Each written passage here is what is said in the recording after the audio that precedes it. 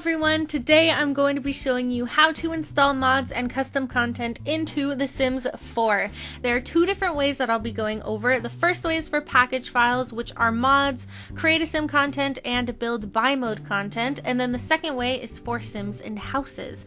So the first thing that you're going to want to do is locate your Sims 4 folder. For most of you it will be under documents and electronic arts and then The Sims 4, but for some of you, you might have to do a little bit of searching around your computer to find it, but once you do, make sure it has these different folders and files in it, and then once you're there, open up the mods folder and you should see this resource.cfg file. Do not delete it. It is important. You need it in order for your packages to work.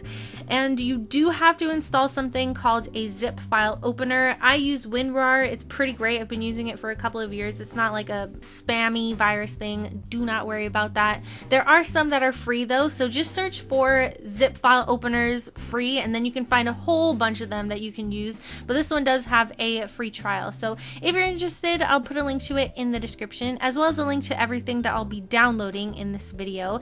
And what I'll be downloading, all of them are from modthesims.info. You do need an account with them, but it's free and it's also not a virusy scam thingy.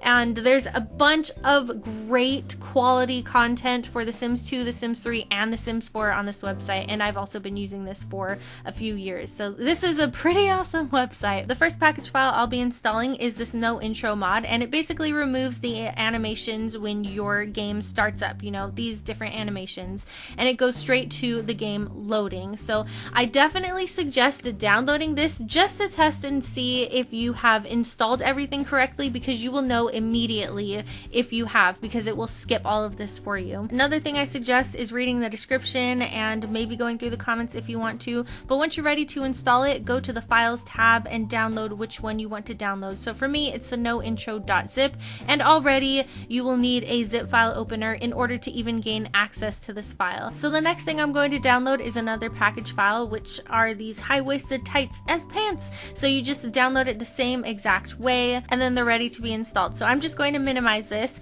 I'm going to locate my downloads folder, which is over here, and you can see they're over here in the downloads folder. So I'm going to open up the no intro mod and drag and drop the file into the mods folder in the Sims 4 folder, and it's already installed. If you want to delete any mods, it's as easy as just deleting the file and it's out of your game, so you don't have to keep them forever. They're not like stuck or anything, you just delete them, but I'm putting it back so I can show you what it's like in the video. Now for the yoga pants, there's a lot of different files in here, and if you don't want a certain file, just go back to the download. A lot of them do this, some of them don't, some of them label them, some of them it's like an obvious thing. So like for instance, if I didn't want the peace sign yoga pants, then I would go over here and not select the peace sign one and then drag and drop everything into the mods folder. And if you want to be super organized like myself, just create another folder and call it whatever you want. I'll just call it Cass and then move everything in there. So now I'm just going to get rid of these downloads so I don't get confused in a moment. And now I'm going to show you how to install Sims.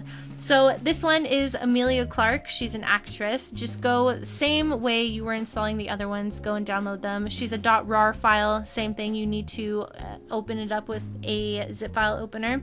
And then here's a house, which I thought some of you would like because it's a starter home, but it's very spacious and it has some stuff in it already.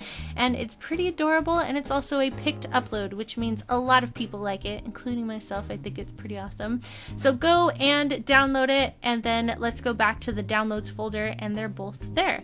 So for these, it's a bit different than package files. You want to go back to the Sims 4 folder and then open up the tray folder. If you have anything in your library like Sims or houses or rooms, then they will show up here, and it could be full of different items depending on how much you have in your inventory. So I've just cleared mine out for the purpose of this video, otherwise I would have a lot of other files. Go to the sim that you want to download, open up the file, and as you can see, there's multiple files just for this one sim, and that's why this could be filled up.